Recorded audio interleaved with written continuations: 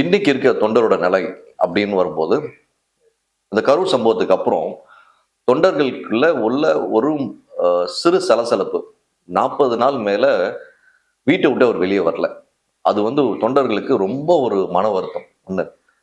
2வது விஷயம், பார்க்க வேண்டிய விஷயம், 42 பேர், 41 கவர்ன்மெண்ட் ரெக்கார்ட். 42வது நான் ஏன் சொல்றேன்னா, அவர் கட்சியை சார்ந்த ஒரு நபர் சூசைட் பண்ணிக்கினார். சூசைட் பண்ணிட்டு என்ன ரீசன் எழுதி வச்சார், எல்லாருக்கும் தெரியும். இது விஷயமா பிளண்டா ஒரு ஸ்டேட்மெண்ட் எழுதி வச்சு தான் உயிரை மாய்த்திருக்காரு அவரு. அவருக்கு அவர் சம்பந்தப்பட்ட அந்த தற்கொலைக்கு விஜய் அவர்கள் பொதுவெளியில் எந்த விஷயத்தையும் விஜய் அவர்கள் பதிவு செய்யல. 3வது பார்க்க வேண்டிய விஷயம், ஒவ்வொரு தொண்டரோட மனநிலை.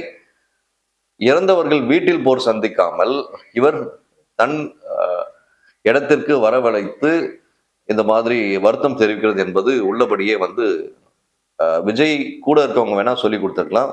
உண்மையிலேயே எந்த ஒரு நபர்களுக்கும் அதில் திருப்தி இல்லை.